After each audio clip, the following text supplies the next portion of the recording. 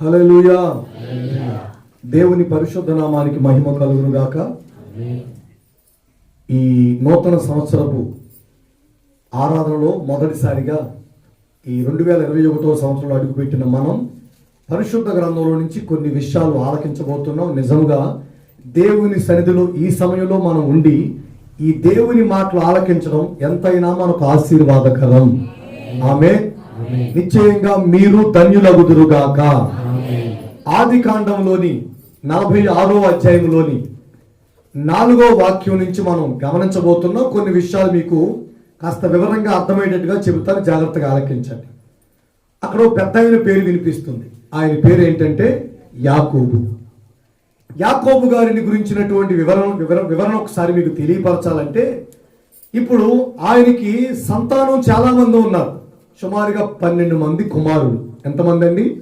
12 మంది కుమారులు. అయితే 12 మంది కుమారులు ఉన్నారు. బలం ఉంది, బలగము ఉంది, మందలు ఉన్నాయి, సిరి సంపదలు ఉన్నాయి, అన్నీ ఉన్నాయి. కానీ అతనున్న ప్రాంతం మాత్రం శాపంగా మారిపోయింది. అతను నిలబడిన ప్రాంతం శాపంతో నిండిపోయింది. అతను నిలిచినటువంటి ప్రాంతం ఏ మాత్రం కూడా సంతోషము, సమాధానము, నెమ్మది అనేది నోచుకోలేని పరిస్థితుల్లో ఆ ప్రాంతం మీదకి ఓ గొప్ప విపత్తు వచ్చిందండి. దాని పేరు ఏంటంటే కరువు. చెప్పండి, ఏం పేరండి? కరువు వచ్చేసింది. ఏది ఈ మధ్య మనకు వచ్చింది? మన దేశం మీదకి వచ్చిందే, ప్రపంచం మీదకి వచ్చిందే. ఆ మాదిరిగానే యాకోబు ఉన్న ప్రాంతం మీదకి ఇలాంటి సమస్య వచ్చిందండి. ఒక విపత్తు వచ్చింది. ఆ విపత్తు సమయంలో ఏం చేయాలో అర్థం కాక అల్లాడిపోతున్నాడు. యాకోబు గారు పెద్ద ఆయన, పిల్లలు ఉన్నారు, సంతానం, వాళ్ళ పసిపిల్లలు, వీళ్ళందరినీ పోషించడం తలకు మించిన భారంగా ఉంది. ఆ భయంకరమైనటువంటి విపత్తు మధ్యలో ఏం చేయాలో అర్థం కాని పరిస్థితుల్లో కుమారులు ఒక ఆలోచన చేశారు. మన ప్రక్కనే ఉన్నటువంటి దేశంలో సమృద్ధిగా ఆహారం ఉంది. ఐగుప్తుకు పోతే అక్కడ సమృద్ధిగా ఆహారం ఉంది. ఐగుప్తుకు పోతే అక్కడ విస్తారమైన పంటలు పండాయి. ఐగుప్తుకు పోతే అక్కడ చాలని పరిస్థితులు కాదు, సమృద్ధిలో ఉన్నారు అక్కడ ప్రజలందరూ. కనుక మేము పోయి ఆహారం తీసుకొస్తాం అంటారు. మొత్తం చాలా చెప్తే వినిపించుకోకుండా మొత్తం బలవంతంగా వారిని పంపించాడు. యోసేపు దగ్గర నుంచి వచ్చిన వర్తమానం ఏంటంటే, మీరంతా కూడా ఐగుప్తుకి వచ్చేసేయండి, ఏం భయపడద్దు, మీరు ఐగుప్తుకు వచ్చేసేయండి, మిమ్మల్ని మేము చూసుకుంటాం, నేను చూసుకుంటాం అని యోసేపు కౌలు పంపిస్తే వాళ్ళంతా కూడా బయలుదేరడానికి సిద్ధపడుతుంటే యాకోబు గారు మాత్రం భయపడిపోతున్నాడండి. భయపడిపోతాడు. చదువుతారు ఇప్పుడు ఆ వాక్య భాగాన్ని. 46వ అధ్యాయంలోని మొదటి నుంచి చదవండి. అప్పుడు ఇశ్రాయేలు తనకు కలిగినదంతయు తీసుకొని ప్రయాణమై బయర్షెబాకు వచ్చి తన తండ్రి అయిన ఇస్సాకు దేవునికి బలి అర్పించెను. అప్పుడు రాత్రి దర్శనములు యందు దేవుడు యాకోబు పిలిచెను. అందుకతడు చిత్తము ప్రభువా నేను, ఆయన నేనే దేవుడను, నీ తండ్రి దేవుడను, ఐగుప్తుకు వెళ్ళుటకు భయపడకు, అక్కడ నిన్ను గొప్ప జనముగా చేసేదను, నేను ఐగుప్తులకు నీతో కూడా వచ్చేదను. ఆమేన్. ఇది మనం విన్నటువంటి వాగ్దానం. యాకోబు గారితో దేవుడు చెప్తున్న మాట ఇది. ఏమనంటే, ఐగుప్తు వెళ్ళడానికి భయపడకయ్యా, నేను నీతో కూడా రాబోతున్నాను. శ్రద్ధగా ఆలకించండి. ఇప్పుడు ఈ 2020 సంవత్సరం ఎవరిని అడిగినా చాలా బాధాకరమైనటువంటి పరిస్థితులు. కనీసం బంధువులు ఉన్నారు కానీ కలుసుకోవడానికి వీల్లేదు, స్నేహితులు ఉన్నారు కానీ కలుసుకోవడానికి వీల్లేదు, మరణమైనా వెళ్ళలేకపోయాం, శుభకార్యమైనా వెళ్ళలేకపోయాం, కనీసం దగ్గర నిలబడి కనీసం ధైర్యం కూడా చెప్పలేకపోయాం. సరికదా?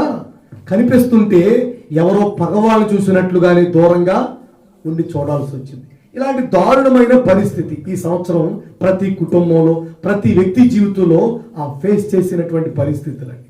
ఇప్పుడు ఆ ప్రాంతం అంతా, ఆ పరిస్థితి అంతా వదిలిపెట్టి ఇప్పుడు మరొక సంవత్సరానికి వచ్చేసాం, 2021. యాకోబు గారు కూడా ఆ ప్రాంతాన్ని విడిచి, కానాను దేశాన్ని విడిచి ఇప్పుడు ఐగుప్తు రావడానికి భయపడిపోతున్నాడండి, భయపడుతున్నాడు. ఇప్పుడు చాలా మంది విషయంలో గమనిస్తే కొంతమందికి ఉన్న భయం ఏంటి? కొంతమందికి ఏంటి? చాలా మందికి ఉన్న భయం ఏంటంటే 2020 ఎట్లా ఉంటే ఇక రాబోయే రోజులు ఎలా ఉంటాయో. కానాను దేశంలో నుంచి ఐగుప్తులోనికి వెళ్ళడానికి యాకోబు గారు భయపడుతున్నాడు.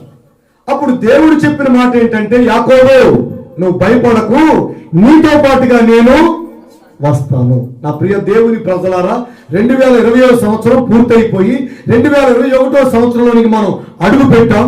ఈ సంవత్సరం మీ కుటుంబాలకు, మీ వ్యక్తిగత జీవితాలకు, మీ దైనందిన కార్యక్రమాల్లో మీరు వేసే ప్రతి అడుగు, చేసే ప్రతి ఆలోచన ఎలా ఉంటుందో, ఎలా ఉండబోతుందో, ఎలా కొనసాగుతామో, ఎలా అడుగులు వేస్తామో, ఈ సంవత్సరం అంతా ఏ విధంగా మనం నడిపించుకోవాలో, ఏ విధంగా వెళ్ళాలో, ఇలాంటి భయం గాని కలవరం గాని నా దేవుని పేరట మీ హృదయాలలో నుంచి తొలగిపోవునుగాక.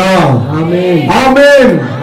ఏమీ భయపడక్కర్లేకుండా సంతోషంగా, ఆనందంగా ఈ సంవత్సరాన్ని కూడా మనం దాటబోతున్నాము. నమ్మిన వారు ఆమేన్ చెప్పండి. ఆమేన్. ఏ కలవరం లేదు, ఏ సందేహం లేదు. నిశ్చయంగా నా దేవుని పేరట ఆయన చేసిన వాగ్దానాన్ని బట్టి దైవ సేవకునిగా నేను మీకు చెప్పగలుగుతున్న ఓ స్వచ్ఛమైన మాట ఏంటంటే, నా దేవుని పేరట మనం అందరం కూడా ఈ సంవత్సరాన్ని కూడా, ఈ 2021 సంవత్సరాన్ని కూడా ఆశీర్వాదకరంగా దాటబోతున్నాము. ఆమేన్. హల్లెలూయా. ఎలా చెప్తారండి పాస్టర్ గారు మీరు అంటే, నేనేలా చెప్పడం ఏంటి? ఆయనే అంటాడు, నేను మీతో కూడా చెప్పండి ఆయన మనతో కూడా వస్తాడటండి. ఆయన వస్తాడటండి. ఆ పిల్లడు పరిగెత్తుకెళ్ళిపోదా అని ఆపి, పద నేను వస్తా పద అని ఆ పిల్లోడు చెయ్యి తండ్రి పట్టుకుని షాప్ దగ్గర తీసుకుపోయి మళ్ళీ ఇంటికి తీసుకొచ్చేస్తున్నాడు. ఇక భయం ఏముందండి? ఇక టెన్షన్ పడేది ఏముందండి? ఇక కలవరపడేది ఏముందండి? ఆ మాదిరిగా నా దేవుని పేరట కానాను విడిచి ఐగుప్తులో అడుగు పెట్టాలి అంటే, ఈ సంవత్సరాన్ని విడిచి మరో సంవత్సరంలో అడుగు పెట్టాలి అంటే, ఓ ప్రాంతాన్ని విడిచి మరో ప్రాంతంలో అడుగు పెట్టడానికి యాకోబు భయపడుతూ కలవరపడుతుంటే, యాకోబు నువ్వు భయపడనక్కర్లేదు. నువ్వెక్కడికి వెళ్ళినా, నువ్వు ఐగుప్తుకు వెళ్ళినా, నువ్వు కానానికి వెళ్ళినా, ఎక్కడ అడుగు పెట్టినా నేను నీతో కూడా రాబోతున్నాను. భయపడకయ్యా అని యాకోబు గారికి దేవుడు ధైర్యం చెప్పి, నేను నీతో కూడా వస్తాను అని చెప్పాడు. నిజానికి ఆ ప్రాంతం పేరేంటండి? చెప్పండి. ఆ ప్రాంతం పేరేంటి? ఐగుప్తు. ఎవరైనా కాస్తంత బైబిల్ జ్ఞానం తెలిసిన వారు, కాస్తంత వాక్యం ఎదిగిన వారు, కాస్తంత ప్రార్థన చేసుకునేవారు ఐగుప్తు అంటే శుభ సూచన అంటారండి. ఐగుప్తు అంటే శుభ సూచకం కాదు కదా. ఐగుప్తు అంటే శాపం అని కదా. ఐగుప్తు అంటే మరణమని కదా.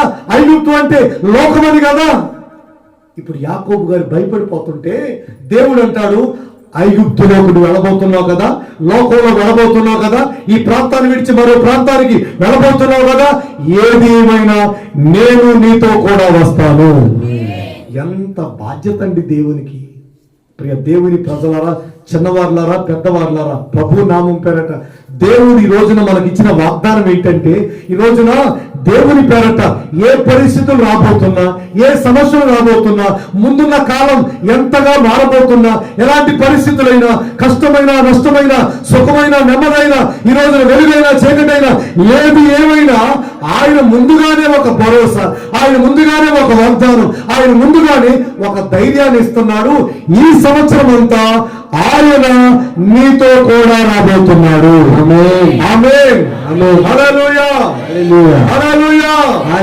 మరొకసారి మీ ప్రక్క వారికి ఆ మాట చెప్పండి. ఆయన ఈ సంవత్సరం అంతా నీతో రాబోతున్నాడు అనే మాట చెప్పండి. చెప్పారండి. యాకోబు గారికి దేవుడిచ్చిన వాగ్దానం, లేదా దేవుని పేరట మనకిచ్చిన వాగ్దానం నిశ్చయంగా ఈ సంవత్సరం నెరవేర్చబడును గాక. హల్లెలూయా. మీ దగ్గర బైబిల్ ఉన్నాయా? ఒకసారి చూపిస్తారా? ఒకసారి ఫోన్లో బైబిల్ తీసారా? చూపిస్తారా? ఫోన్లో బైబిల్ చూసారా? ఈ వాక్యం తీసారా? ఫోన్లోనైనా ఇప్పుడు తీస్తున్నారు కొంతమంది. అది యాప్ ఓపెన్ అయి సావదు. తీసారండి? ఒకసారి మీ కుడి చేయి ఆ వాగ్దానం మీద పెట్టండి. 46వ అధ్యాయం 4వ వాక్యం, నేను నీతో కూడా వచ్చేదను. ఆ మాట ఉందే అక్కడ మీ కుడి చేయి పెట్టుకోండి ఒకసారి. అట్లా అమ్మా మీరు కూడా పెట్టండి. చేపెట్టారా? పెట్టారండి. ఒకసారి చిన్న ప్రార్థన చేసుకోండి మనసులో అట్లా.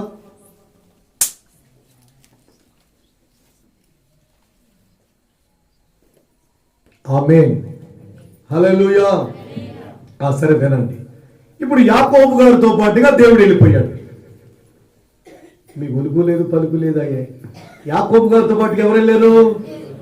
కొంతమంది వెళ్ళిపోయారులేండి ఆరాధన నుంచి. ఇప్పుడు ఆ సంగతి వదిలేసేయండి. యాకోబు గారితో పాటు ఎవరు వెళ్ళిపోయారు? దేవుడు వెళ్ళిపోతున్నాడండి. ఇప్పుడు యాకోబు గారు ఒక్కడు పోయాడు అనుకో, ఆ పరిస్థితి వేరుగా ఉంటాయి. ఇప్పుడు యాకోబు గారితో పాటుగా ఎవరు వచ్చారు? యేసయ్య వచ్చాడండి, దేవుడు వచ్చాడండి. యాకోబు గారితో పాటుగా దేవుడు వచ్చాడు. ఇప్పుడు మనం ఒక్కరు వెళ్ళిపోతే, ఇప్పుడు నీ కుటుంబం ఒకటి వెళ్ళిపోతే, అలా కాకుండా దేవుడు నీతో వస్తే, ఈ రెండింటికి ఉన్న డిఫరెన్స్, ఆ వ్యత్యాసం నీకు తెలియాలి రాత్రి. ఆమేన్, హల్లెలూయా. యాకోబు గారి ప్రాంతం, యాకోబు గారి దేశం ఏది? కానాను దేశం. అవునా కదా? చెప్పండి ఎవరు తెరిచి. వాగ్దాన దేశం ఎవరికి దేవుడు వాగ్దానం చేశాడు? అబ్రహాము, నేను నీకు ఈ దేశాన్ని స్వాస్థ్యముగా ఇస్తున్నాను అని వాగ్దానం చేశాడు అబ్రహాం గారికి. అబ్రహాం గారి కుమారుడు ఇస్సాకు, ఇస్సాకు గారి కుమారుడు యాకోబు. ఇప్పుడు యాకోబు గారు దేవుడిచ్చిన దేశాన్ని విడిచిపెట్టి, దేవుడు వాగ్దానం చేసిన ఆ ప్రాంతాన్ని విడవలసి వచ్చిన పరిస్థితులు, ఆ దేశాన్ని విడిచి మరో ప్రాంతంలో, తనది గాని ప్రాంతంలో, తనది గాని గ్రామంలో, తనది గాని ఊర్లో అడుగు పెట్టబోతున్నాడు. కాకపోతే ఒకే ఒక ధైర్యం, అదేంటంటే నా దేవుడు నాతో కూడా వస్తున్నాడు. యాకోబు, ఇశ్రాయేలు, నువ్వు భయపడకు, నేను నీతో కూడా వస్తాను అని వాగ్దానం చేశాడు కదా. ఆ దేవుని వాగ్దానాన్ని బట్టి ఇప్పుడు చకచక యాకోబు గారు వెళ్ళిపోయాడండి. ఐగుప్తులను వెళ్ళిపోయాడు. వెళ్ళిపోయిన తర్వాత అక్కడ జరిగినటువంటి కొన్ని విచిత్రమైన విషయాలు నేను టూకీగా మీకు తెలియపరచబోతున్నాను. యాకోబు తన కుటుంబంతో బయలుదేరి ఐగుప్తు దేశానికి వెళ్ళబోతున్నాడు. వెళ్ళిన తర్వాత ప్రియ దేవుని ప్రజలారా, ఏ ప్రాంతం అయితే శపించబడింది, ఏ ప్రాంతం అయితే పోషించట్లేదు, ఏ ప్రాంతం అయితే దాహం తీర్చట్లేదు, ఏ ప్రాంతం అయితే నెమ్మదివ్వట్లేదు, ఏ ప్రాంతం అయితే జీవితాన్ని కకలావికలం చేసేసింది, ఏ ప్రాంతం అయితే, ఏ అనుభవాలైతే, ఏ శాపం అయితే ఎంతకాలం అనుభవించాడో ఆ శాపాన్ని విడిచి అక్కడికి ఎక్కడికో దేవుడు వెళ్ళమంటున్నాడే, ఇప్పుడు వెళ్ళమంటే ఆ ప్రాంతానికి వెళ్ళడానికి సిద్ధపడ్డాడు యాకోబు గారు. వెళ్ళిన తర్వాత ఏమైందండి అక్కడ పరిస్థితి? ఏమైందండి? దేవుడు తనతో వస్తున్నాడు కదా. దేవుడు తనతో వచ్చిన తర్వాత ఏం జరిగిందండి? యాకోబు గారికి దేవుడు తోడుగా ఉన్నాడు కదా. యాకోబు, నేను నీతో కూడా వస్తాను అని చెప్పాడు కదా. చెప్పిన తర్వాత యాకోబు గారి జీవితంలో జరిగిన మొదటి కార్యాన్ని నేను మీకు తెలియజేస్తా. చూడండి, 46వ అధ్యాయంలోని 29వ వాక్యం చదువుతారా? యోసేపు తన రథమును సిద్ధము చేయించి తన తండ్రి అయిన ఇశ్రాయేలును ఎదుర్కొనుటకు గోషేనుకు వెళ్ళి అతనికి కనబడ్డాడు. తలపైగా చూస్తారు ఇటు ఒకసారి. యోసేపు గారు రథం సిద్ధం చేయించుకుని వాళ్ళ నాన్నగారు వస్తున్నాడు. ఎక్కడికి? ఐగుప్తు దేశానికి వస్తున్నాడు. ఇప్పుడు వాళ్ళ ఫాదర్ చాలా సంవత్సరాల కిందట యాకోబు గారిని ఇప్పుడు చూడబోతున్నాడు యోసేపు. యోసేపుని చాలా కాలం తర్వాత యాకోబు గారు చూడబోతున్నాడు. రథం సిద్ధం చేసుకుని యోసేపు గారు వెళ్ళి యాకోబు గారికి ఎదురు పడబోతున్నాడు. ఇప్పుడు యాకోబు గారికి కనబడుతున్నాడు. దేవునికి స్తోత్రం, హల్లెలూయా. యాకోబు గారికి కనబడబోతున్నాడు. చదువుతారు ఇప్పుడు. అప్పుడు ఏమండి? అప్పుడు అతని మెడ మీద పడి అతని మెడ పట్టుకుని ఎంతో ఏడ్చాడట. మెడ మీద పట్టుకుని, మెడ పట్టుకోవడం అంటే అరే మెడ పట్టుకు బయటికి అంటారా అంటారు, అట్లా కాదు. మెడ మీద పడ్డం అంటే ఇట్లా, అట్లా అండి. అలా పడి చాలా ఏడ్చాడట. ఏడ్చి ఏమన్నాడు చూస్తారా? అప్పుడు ఇశ్రాయేలు యోసేపుతో, నీవింకా బ్రతికి ఉన్నావు, నీ ముఖము చూచితిని కనుక నేనికను చనిపోదును. తలపైగా తాగితే మీకు అర్థమయ్యేటట్టుగా చిన్న విషయం చెబుతాను. ఇలా చదివితే మీకు అర్థం కాదు. కానీ నిజానికి యాకోబు గారు అనుకున్నది ఏంటంటే ఇక ఎప్పటికీ యోసేపుని, చెప్పండి ఎవరు తెలిసి, ఇక ఎప్పటికీ యోసేపుని చూడలేను నేను. ఇక ఎప్పటికీ నా జీవితంలో యోసేపు కనిపించడు. యోసేపు జీవితం గతం, అది ఫాస్ట్ అయిపోయింది కదా. ఇక ఎప్పటికీ నా జీవితంలో యోసేపు జ్ఞాపకాలు తప్ప, యోసేపు మాటలు తప్ప, యోసేపు వస్త్రాలు తప్ప, అవి చూసుకోవడం తప్ప యోసేపుని కళ్ళారా ఇక చూడలేను. ఇక ఎప్పటికీ నాకు కనిపించడు. ఇది యాకోబు గారు మెంటల్గా ఫిక్స్ అయిపోయాడండి. కానీ ఇప్పుడు ఆశ్చర్యం ఏంటంటే ఎప్పుడూ తన జీవితంలో ఇక చూడలేను అనుకున్నటువంటి ఒక మేలు ఈ రోజున యాకోబు గారు చేస్తున్నాడు. ఆమేన్, హల్లెలూయా. నా సహోదరులారా, పెద్దలారా, గడిచిన కాలంలో యాకోబు గారు అనుకున్నది ఏంటంటే ఇక ఎప్పటికీ చూడలేను, ఇంకెప్పటికీ అవ్వదు, ఇంకెప్పటికీ జరగదు, ఇంకెప్పటికీ రాదు, ఇంకెప్పటికీ ఉండదు, ఇంకెప్పటికీ నా జీవితంలో యోసేపును చూడలేను. ఇది యాకోబు గారి గతంలో అనుకున్నది. కానీ దేవుడు ఎప్పుడైతే వాగ్దానం చేశాడు, ఏమని? యాకోబు, నేను నీతో కూడా వస్తున్నానయ్యా అని ఎప్పుడైతే వాగ్దానం చేశాడో, దేవుడు యాకోబుతో పాటుగా వెళ్ళిన తర్వాత ఇప్పుడు యాకోబు గారి జీవితంలో మొదటి ఆశీర్వాదం ఏంటంటే గతంలో చూడలేని ఒక ఆశీర్వాదాన్ని చూస్తున్నాడు. ఇక ఎప్పటికీ చూడలేను, ఇక నా జీవితంలో ఎప్పటికీ కనిపించదు, ఇక నా జీవితంలో ఆ కార్యం జరగదు అని అనుకున్నాడే. ఆ కార్యం జరగదు కనిపించదు అనుకున్న ఆ కార్యాన్ని, ఆ మేలుని కన్నులారా నా దేవుడు చూపించాడు. దేవుని ప్రజలారా, దేవుడు చేసిన వాగ్దానం ఎంత ఆశీర్వాదకరం, ఎంత బలమైందో చూడండి. గతంలో చూడలేకపోయాడు. అతని జ్ఞాపకాలే, ఆ జ్ఞాపకాలే, ఆ తలంపులే, ఆ ఊసులే, ఆ ఊహలే, ఆ ఆలోచనలు తప్ప మనిషిని చూడలేకపోయాడు. అంటే ఇక్కడ గమనిస్తే ప్రియ దేవుని ప్రజలారా, చూడలేను అనుకున్న ఆశీర్వాదం, చూడలేను అనుకున్నటువంటి మేలు, ఇక జరగదు అనుకున్న కార్యం యాకోబు జీవితంలో జరిగిందా లేదా? జరిగింది కదండి. ఈ మాటలకు వస్తున్న ప్రియ సహోదరులారా, మీరు ఉద్యోగం చేస్తున్నా, వ్యాపారం చేస్తున్నా, వ్యవసాయం చేస్తున్నా, ఒక గృహిణిగానే ఉన్నా, ఒక ఇంటి ఇల్లాలుగానే ఉన్నా, చేతి పని చేస్తున్నా, కూలి పని చేస్తున్నా, చదువుల రంగమైన ఉద్యోగాల కొరకు ఎదురు చూస్తున్నా, వివాహాల కొరకు ఎదురు చూస్తున్నా, మీ జీవితంలో ఏ కార్యమైతే జరగదు అనుకుంటూ మీరు అనుకుంటున్నారో, నా దేవుని పేరట ఆయన వాగ్దానం చేస్తున్నారు, నేను మీతో కూడా వస్తాను అని. ఆయన మీతో కూడా వస్తాడు. ఆయన మీతో కూడా వస్తే ఈ 2021వ సంవత్సరంలో నా దేవుని పేరట మీరు గతంలో చూడని మేలు చూడబోతున్నారు. గతంలో చూడని ఆశీర్వాదాలు చూడబోతున్నారు. గతంలో జరగని కార్యాలు మీ జీవితంలో జరుగుతా మీరు కళ్ళారా చూడబోతున్నారు. గతంలో చూడని కార్యాలు, గతంలో జరగని మేలు, గతంలో పొందని ఆశీర్వాదాలు నా దేవుని పేరట ఆయన మీతో వస్తాడు. మీ జీవితంలో గతంలో చూడలేము అనుకున్నారే, అవన్నీ సంవత్సరాలు నా దేవుడు మీ కళ్ళకు చూపించబోతున్నాడు. ఆమేన్ చెప్పండి. ఆమేన్. యాకోబు గారు కనులారా ఎవరిని? చెప్పండి. యోసేపును చూశాడు. అట్లానే ఏ శాపమైతే నీ జీవితంలో వెంటాడుతుందో, ఏ సమస్యలైతే నీ జీవితాన్ని అతలాకుతలం చేస్తున్నాయో, ఏ పరిస్థితులైతే మింగుడు పడకుండా, పరిష్కారం లేకుండా, తెగతింపులు లేకుండా, నీ జీవితాన్ని చావనివ్వకుండా, బ్రతకనివ్వకుండా, నీ జీవితాన్ని అతలాకుతలం చేస్తున్నాయో, నా దేవుని పేరట గతంలో నువ్వు చూడలేదే, గతంలో నువ్వు అవలేదు నీ జీవితంలో, ఈ దినం నా దేవుని వాగ్దానం చేస్తున్నాడు. నిశ్చయంగా గతంలో చూడని నువ్వు ఈ సంవత్సరంలో చూడబోతున్నావు. ఆమేన్. ఎందుకు? చెప్పండి. ఎందుకు? దేవుడు ఆయన మీతో కూడా వస్తున్నాడు, ఆయన మనతో కూడా వస్తున్నాడు. ఇక రెండో విషయాన్ని కూడా చెప్తాను మీకు. అదేంటంటే 47వ అధ్యాయంలోని 12వ వాక్యం. మరియు యోసేపు తన తండ్రిని, తన సహోదరులను, తన తండ్రి కుటుంబం వారందరినీ వారి పిల్లల లెక్క చొప్పున వారికి ఆహారం ఇచ్చి సంరక్షించాడు. ఒకటి తలపైకి తలకించండి. ఆ ప్రాంతం ఎలాంటి ప్రాంతం? ఇప్పుడు కరువు ప్రాంతం. ఐగుప్తు దేశం కూడా కరువే. పంటలు పండేసాయి, ధాన్యం సేవ్ చేశారు. ఇప్పుడు అక్కడ పంటలు పండట్లేదు, అక్కడ కూడా కరువే.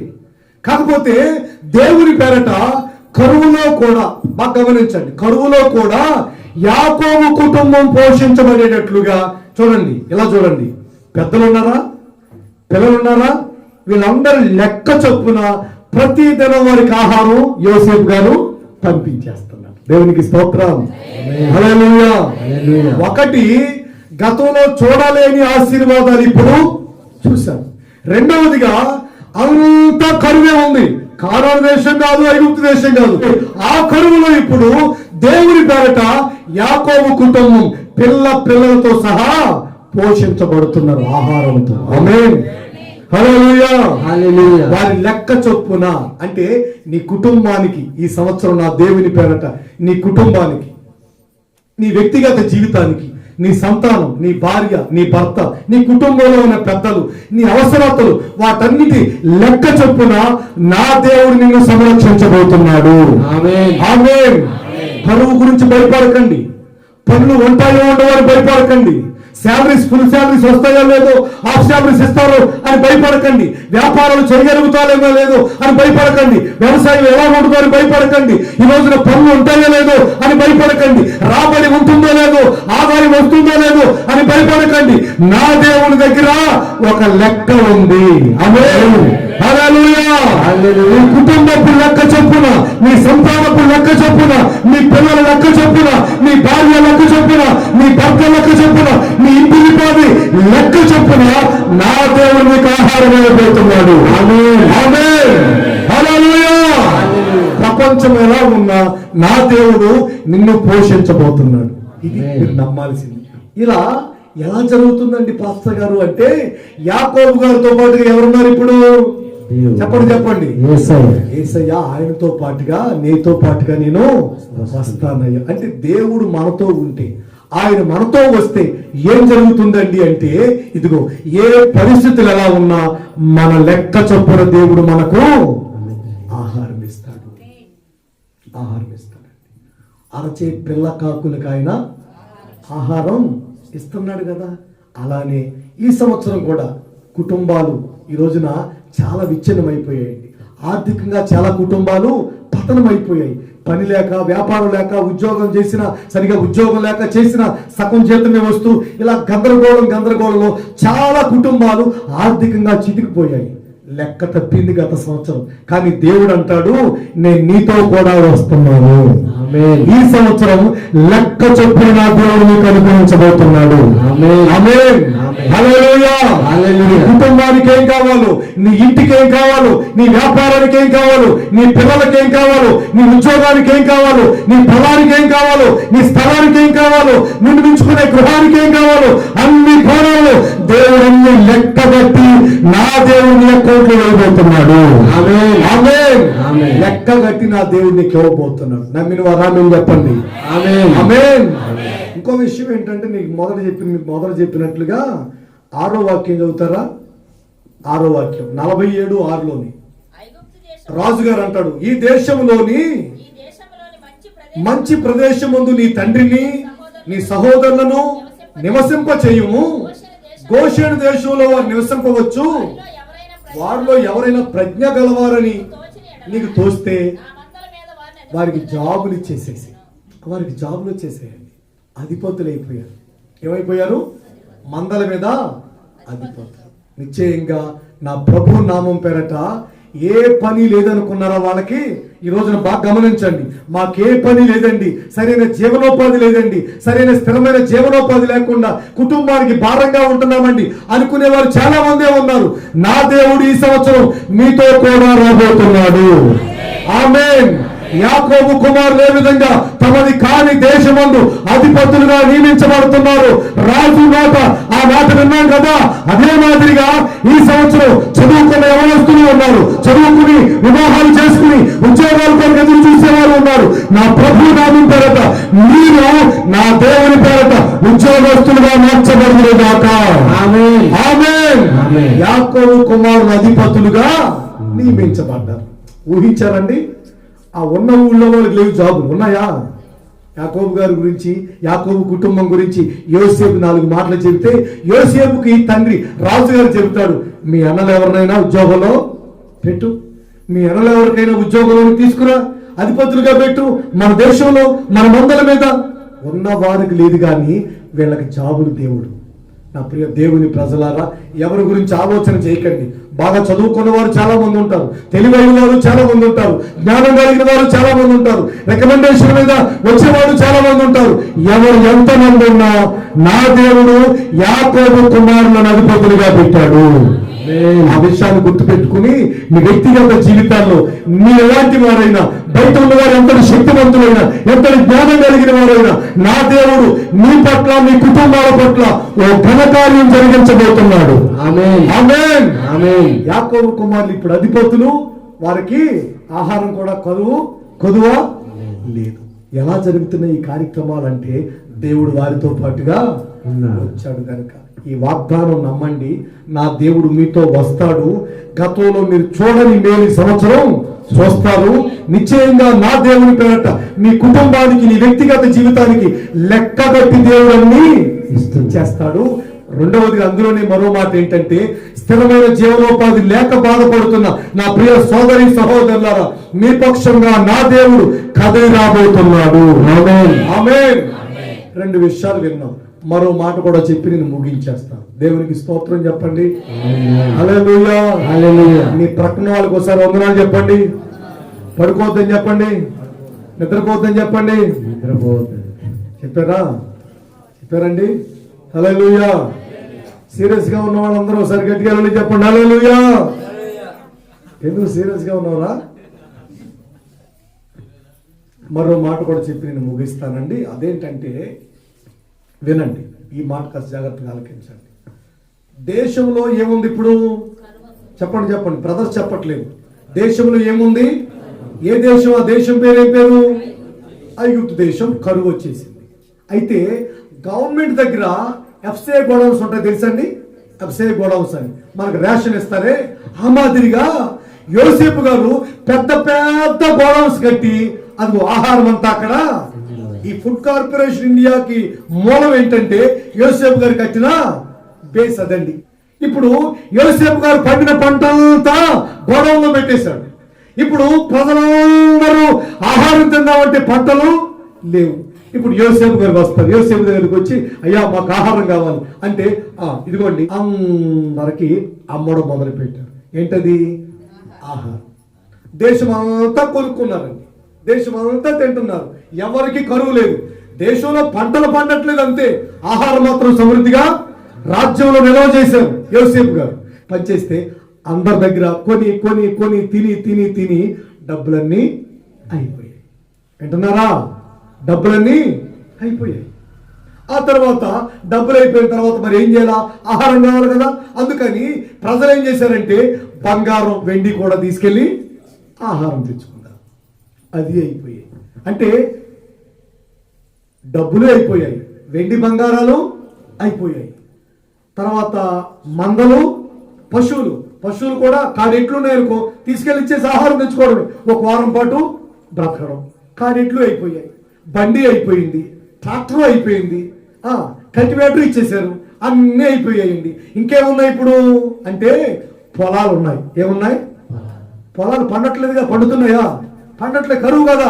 పొలాలు ఉన్నాయి, అయినా పర్లేదు మీ పొలాలు ఇచ్చేయండి అంటే అందరూ దస్తావేజులు తీసుకుని వెళ్ళి యోసేపు గారికి ఇచ్చేసి ఆహారం తెచ్చుకున్నారు.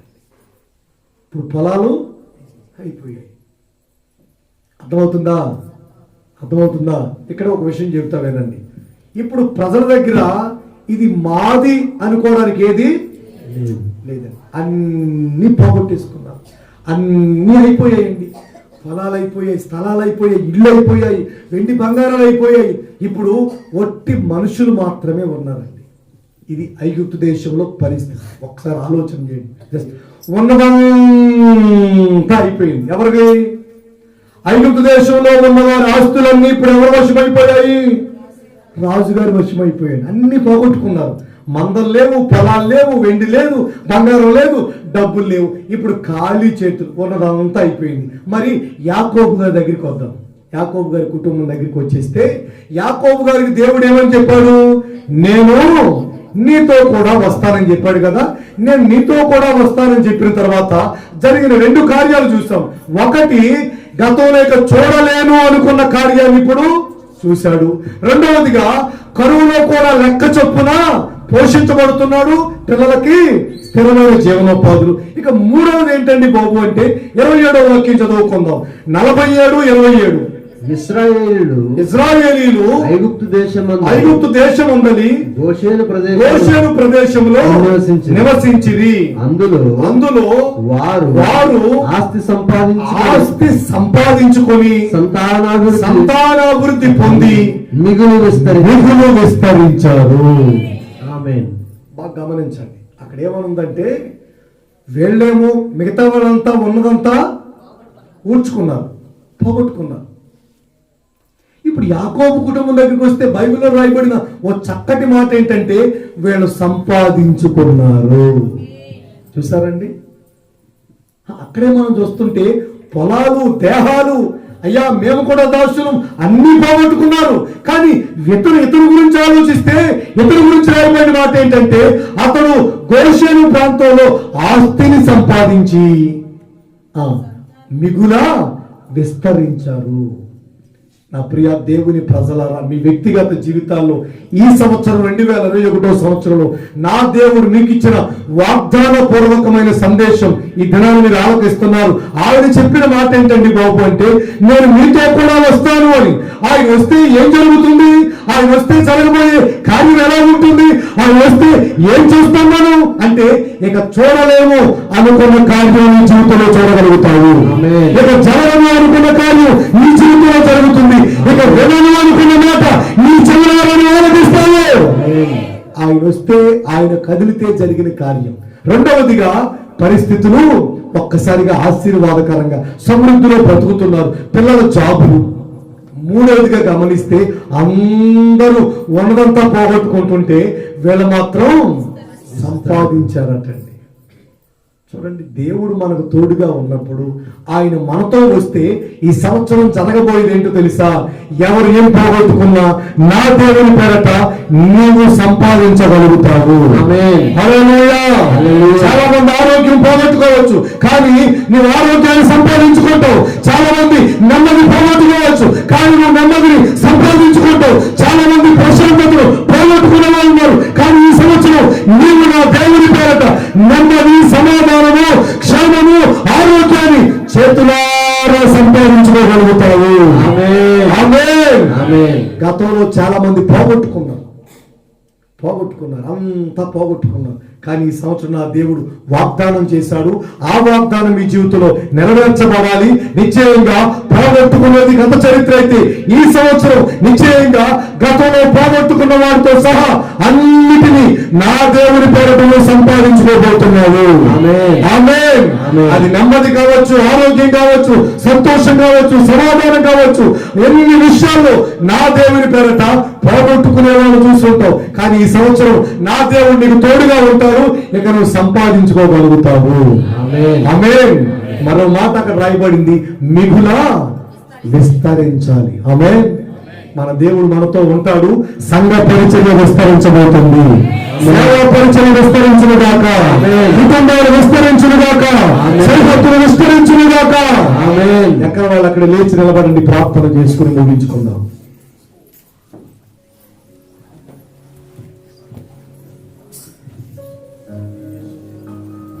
ప్రభుత్వవరకు ఆరాధన భారమెత్తి నడిపించినందుకు చేతులెత్తి స్తోత్రం చెల్లిద్దాం. హల్లెలూయా. స్తోత్రం, స్తోత్రం, స్తోత్రం, స్తోత్రం, స్తోత్రం. ఈ సంవత్సరపు ఈ నూతన సంవత్సరపు ఆరాధన దేవుడి వరకు భారమెత్తి ఆశీర్వాదకరంగా జరిగించినందుకు రెండు చేతులెత్తి స్తోత్రం చెల్లిద్దాం. స్తోత్రం, స్తోత్రం, స్తోత్రం, స్తోత్రం. వచ్చి వాక్యం ఉన్న వారందరూ కొరకు, వారి కుటుంబాల కొరకు స్తోత్రం చెల్లిద్దాం. ఆమేన్. హల్లెలూయా. ప్రార్థన. ప్రేమస్వరూపి తండ్రి, మీకు స్తుతులు చెల్లిస్తా ఉన్నాం ప్రభువా. ఈ నూతన సంవత్సరంలో అయ్యా నీ దాసుని నిలబెట్టుకుని తండ్రి, అయ్యా రానున్న దినాలు ఆశీర్వాదకరంగా, అయ్యా మర్మయుక్తమైన మాటలు కాలంలో ఈ నూతన సంవత్సరంలో తండ్రి, అయ్యా నీ దాసుని నుంచి ప్రతి మాట అయ్యా ఆశీర్వాదకరంగా ప్రభు, అయ్యా దీవెనకరంగా తండ్రి మీరు ఆశీర్వదించండి తండ్రి. మీకు స్తోత్రాలు అయ్యా. ఇంతవరకు తండ్రి ఈ యొక్క ఆరాధన కూడా అయ్యా మహిమకరంగా దీవెనకరంగా తండ్రి ఆటంకాలను ప్రభు దూరపరుస్తూ ప్రభు ఈ నూతన సంవత్సరంలో నూతన ఆశీర్వాదాలతో ప్రభు ప్రతి ఒక్కరిని కూడా మీరు దర్శించండి అయ్యా. మీకు స్తోత్రాలు అయ్యా. విన్నబట్టి ప్రతి ఒక్క మాటను ప్రభు అనేక మంది తండ్రి కైకొని వారిలాగిన అయ్యా యంత్రం ద్వారా ఎంతమంది అయితే వాక్యాన్ని విన్నారు ప్రభు దైనందిన జీవితంలో కూడా కావలసిన ఉన్నతమైనటువంటి అయ్యా తీర్మానం కలిగిన బిడ్డలుగా ప్రభు తండ్రి అయ్యా నూతన తలంపులు కలిగిన వారు సహాయం అనుగ్రహించండి అయ్యా. ఇంతవరకు తండ్రి ఆరోగ్య మహిమకరంగా భూమికరంగా జరిగించారయ్యా. మీ స్తోత్రాలు అయ్యా. పంచుగల ఆరాధన కూడా మహిమకరంగా ప్రభావి సేవకులు తండ్రి ప్రాంతీయ సంఘాలకు వెళ్తూ ఉండగా ప్రభు ప్రయాణం అంతా కూడా క్షేమకరమైన ప్రయాణం మీరు అనుగ్రహించండి రాజా. మీ స్తోత్రాలు అయ్యా. రాత్రి కాలం తండ్రి అయ్యా వర్షిప్ ఆరాధన ప్రభు ఏలూరు ప్రాంతం నుండి సహోదరుని తండ్రి కుమార్తెతో సహా ప్రభు అయ్యా క్షేమకరమైన ప్రయాణాన్ని తండ్రి మా మధ్యలో మీరు అనుగ్రహించారు అయ్యా. వారి తిరుగు ప్రయాణం కూడా మీ కాపుదల కుటుంబానికి రహించండి మీకు స్తోత్రాలు అయ్యా. వారిలో విశ్వాసం అనేక మందిలో తండ్రి పురుగైపోయే తండ్రి దైనందిన జీవితాన్ని తండ్రి మీరు అనుగ్రహించండి రాజా. మీ స్తోత్రాలు అయ్యా. ప్రభునందు ఈ ప్రయాస వ్యర్థం కాదని తండ్రి అయ్యా నీ లేఖనం తెలియజేసిన రీతిగా ప్రభు అట్టి ఆశీర్వాదం ప్రతి ఒక్కరికి మీరు అనుగ్రహించండి అయ్యా. నీ దాసు నుంచి ప్రతి మాట ప్రభు ఆశీర్వాదకరంగా తండ్రి ఈ 2021 సంవత్సరం తండ్రి అయ్యా నవనూతనమైనటువంటి దేవులను మీరు అనుగ్రహించండి అదే స్తోత్రాలు అయ్యా. పండుగ ఆరాధనంతా కూడా మీ చెందగా అప్పగిస్తా ఉన్నాం. మీరు మాత్రమే తీర్చివహించి తండ్రి ఆరాధనంతా కూడా మహిమకరంగా దేవుని జరిగించండి. ఆరాధనకు వచ్చిన వారందరూ కూడా సంవత్సరాలందరూ కూడా అయ్యా సంతోషకరంగా జీవకరంగా ప్రభావ మీరు మాతో వస్తున్నారని తండ్రి అయ్యా నమ్మకం కలిగిన క్రైస్తవులుగా జీవించలాగిన సహాయం అనుగ్రహించిన యేసుక్రీస్తు నామమున అడిగి వేడుకొంచున్నాము తండ్రి.